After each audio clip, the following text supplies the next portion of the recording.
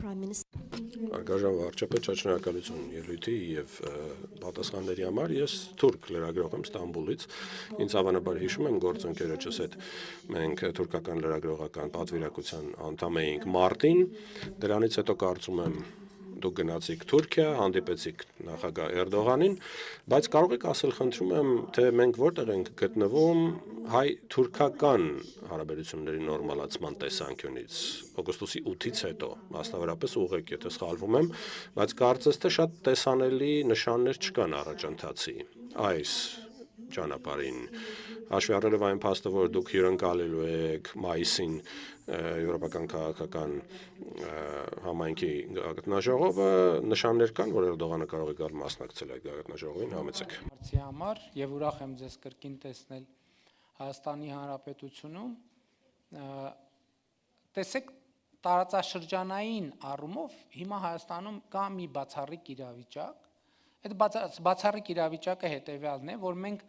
ինստիտուցիոնալ կապ ունենք մեր տարածաշրջանի բոլոր երկրների հետ։ Այսպիսի իրավիճակ մենք նախկինում չենք ունեցել։ Այսինքն իհարկե Վրաստանի եւ Իրանի Իսլամական Հանրապետության հետ մեզ միշտ կապել են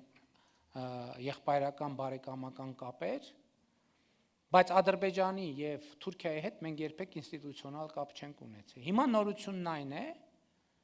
որ մենք եւ Ադրբեջանի եւ Թուրքիայի հետ ունենք ինստիտուցիոնալ մշտական հաղորդակցություն։ Եվ սա կարևորագույն նորություն է, ինչ վերաբերվում է Հայաստան-Թուրքիա հարաբերություններին, իմիջիայլոց, քանի որ խոսակցությունը կա,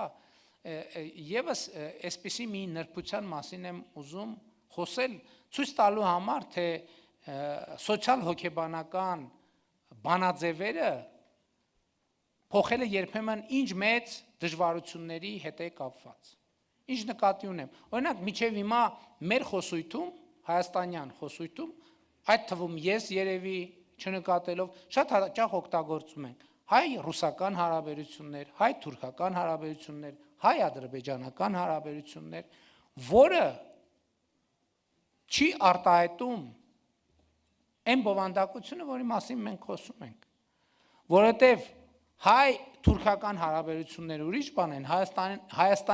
Հայաստան-Թուրքիա հարաբերությունները ուրիշ բան, այնպես չի, որ դրանք համընկման տեղեր չունեն, բայց Հայաստան-Ադրբեջան հարաբերությունը ուրիշ բան է, հայ-ադրբեջանական հարաբերությունը ուրիշ բան։ Իմիջիայլոց ասեմ, հայ-ադրբեջանական հարաբերությունների, ասենք օրինակ նույն երրորդ երկրներում, շատ հաճախ հայ-ադրբեջանական հարաբերություններում ոչ մի պրոբլեմ չի եղել։ Որտեղ մարդիկ իրար հետ ապրել են, աշխատել են,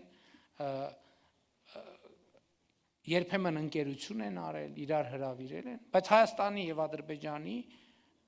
թշնամական հարաբերությունների պայմաններում։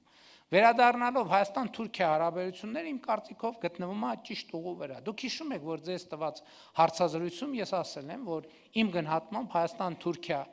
հարաբերությունների կարգավորումը, դիվանագիտական հարաբերությունների հաստատումը, սահմանի բացումը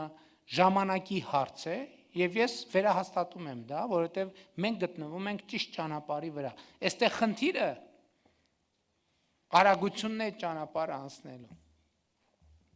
Եվ պիտի արձանագրենք, որ այդ ճանապարհի վրա ազդում են ոչ միայն երկու երկրներում արկա քաղաքական կամքը, այլև որոշակի գրավիտացիոն գործոններ։ Բայց ես իմ գնահատականը շարունակում եմ մնալ նույնը եւ այո, ես շատ կարեւոր է, տեսեք, վերջին տարիներին նախագահ Էրդողանի հետ մենք